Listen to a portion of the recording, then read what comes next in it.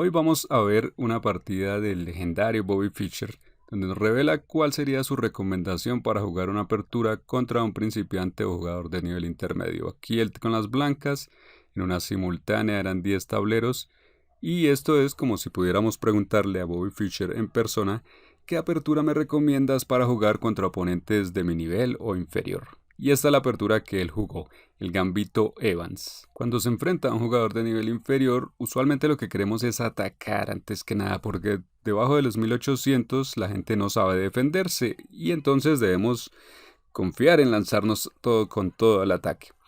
Y con este gambito esto está muy bien porque incluso Stockfish nos dice que la apertura es buena, no le encuentra ningún problema. Estamos atacando al alfil con un peón desprotegido que se toma porque si no este peón avanzaría para atacar al caballo. Y después de esto jugamos C3 nuevamente atacando al alfil. Le sacamos tiempos a este alfil donde frecuentemente se retira a C5 que ya está mal porque nos permite jugar D4 con ganancia de tiempo, ocupar el centro y atacar al alfil.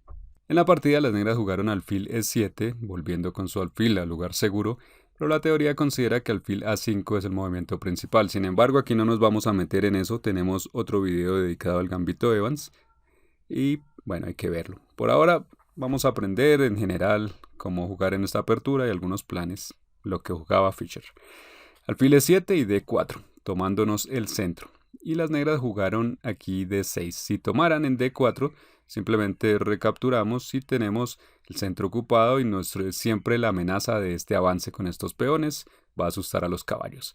Otra idea que también podría haber ocurrido en la partida de 6 aquí, si se diera un intercambio de caballos en E5, algo para notar es que nosotros no intercambiamos columnas aquí damas cuando se abre la columna. No queremos entrar en el final porque queremos es atacar y entonces vamos a apuntarle a la casilla F7 que es la más vulnerable en general aquí. Y eso lo hacemos con un movimiento que acompaña al alfil, movimiento típico aquí que es dama B3. Y en esta posición esto está muy bien y no hay una forma conveniente para las negras de proteger este peón, tampoco pueden avanzarlo porque perderían el caballo. Esto ya pone problemas a las negras. En la partida Fischer jugó dama H5, por el otro lado golpeando también el mismo peón pero a la vez golpeando E5 y después de G6 tomando el peón y atacando a la torre de la esquina y las negras necesitan cubrirse de alguna manera, no pueden hacerlo con su alfil porque está clavado.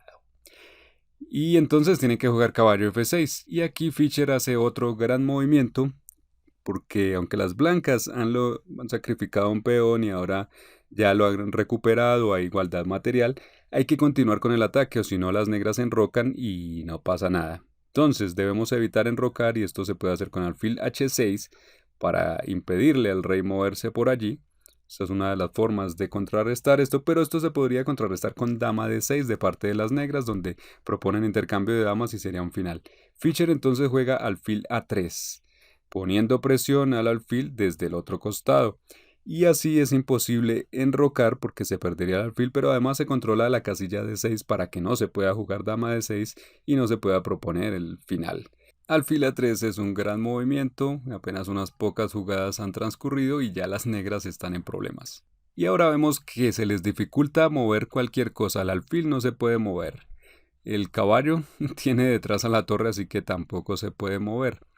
La dama debe proteger al alfil así que no tiene mucho rango de movimiento y si se mueven el rey por ejemplo, para salirse de la clavada se meten en otra clavada donde tomamos en F6 y también ganamos material y además seguimos atacando a la torre.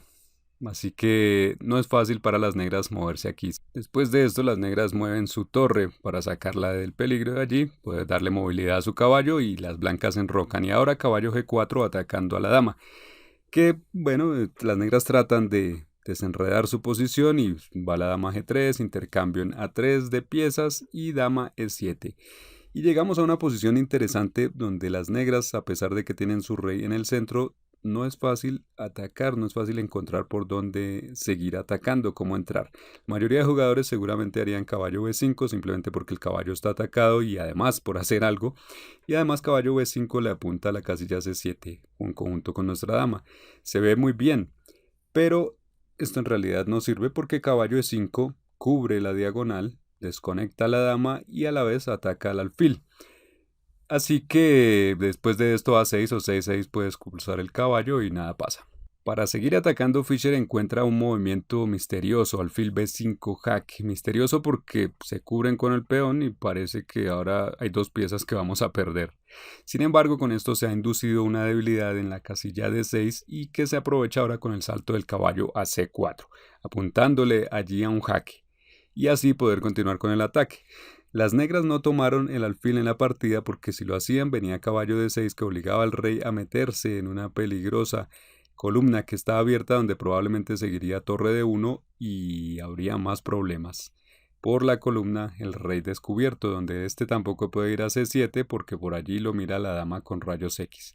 Las negras tienen sus piezas desorganizadas y con un ataque así sería difícil sobrevivir. El jugador de las negras jugaba mejor que eso y aquí hizo dama E6, que es una buena defensa. Con esto, contra caballo D6, ya el rey no tiene que meterse en esa columna abierta, sino que se mueve detrás de la dama y ahí estaría protegido. Y aquí entonces no es fácil encontrar para las blancas cómo continuar, porque ahora el alfil está colgando y el caballo también. Fischer entonces continúa con un movimiento inusual. En lugar de hacer algo con estas piezas menores, juega torre de 1, poniendo la torre, activando una nueva pieza. Movimiento que parece muy estándar, pero que en este caso tiene una idea más compleja. Después de que se tome el alfil aquí, las negras pensarían que se jugaría caballo de 6 para el mismo jaque que se ha amenazado todo el tiempo. Pero Fischer mete una intermedia que es dama C7 y de repente vemos por qué la torre. Estamos amenazando jaque mate en la última fila.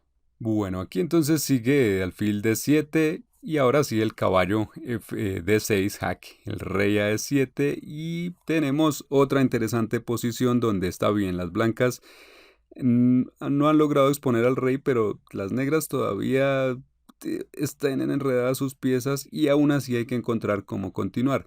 Las negras van a jugar torre C8, tienen material extra y si las blancas no siguen atacando van a terminar perdiendo. Fischer entonces encuentra caballo F5, un sacrificio que busca abrir la columna E donde está el rey.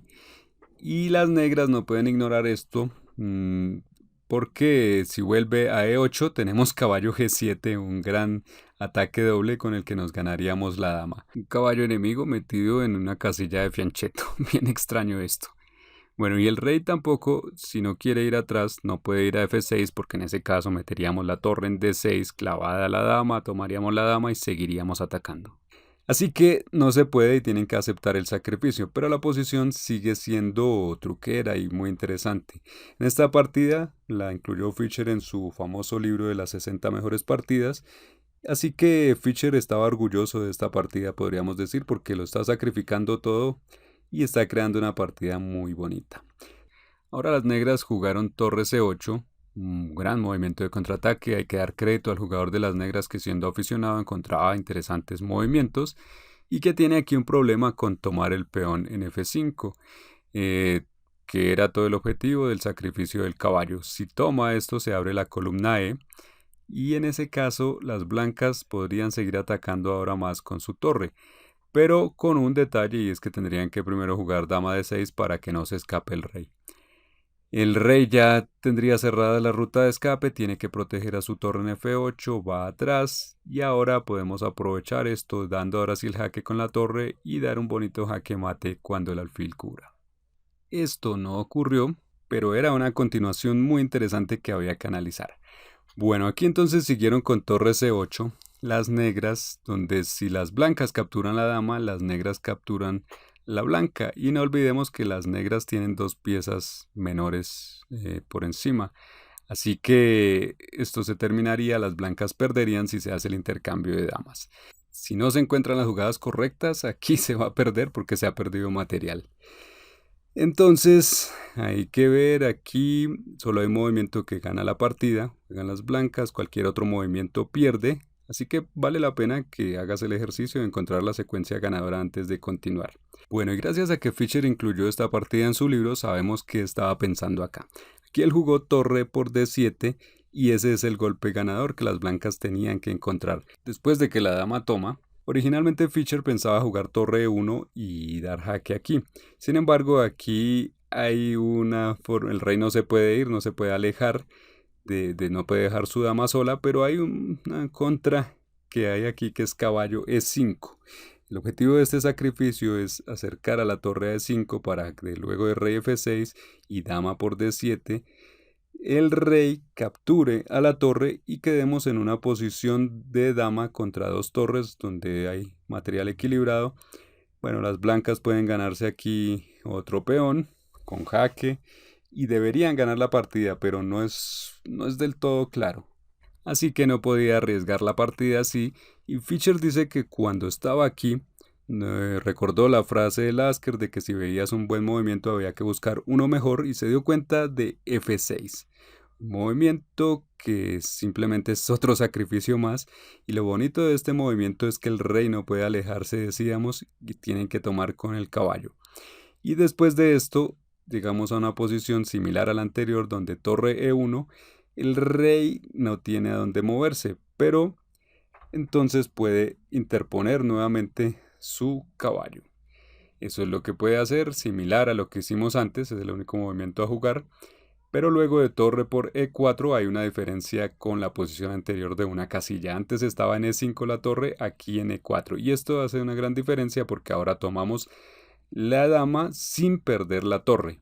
Increíble ese cálculo de una casilla, y aquí entonces tenemos dama contra torre que debería ser fácilmente ganador y más aún para Fischer. Torre de 8 jugaron las negras aquí, planteando aquí una amenaza, y Fischer podría haber jugado cualquier cosa para continuar con su ataque, con la dama, con la torre, pero en un golpe psicológico decidió jugar dama G4, simplemente para mostrarle a su oponente de que no se ha olvidado de su debilidad en la primera fila, y ese mate nunca se va a dar.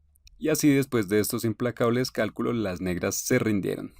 Ahora te invitamos a estudiar qué recomendaba Kasparov para jugar contra un aficionado, qué apertura, y a estudiar la clase maestra. Así vas a aprender el ajedrez de verdad, el que se necesita para vencer con total facilidad a tus oponentes de nivel inferior.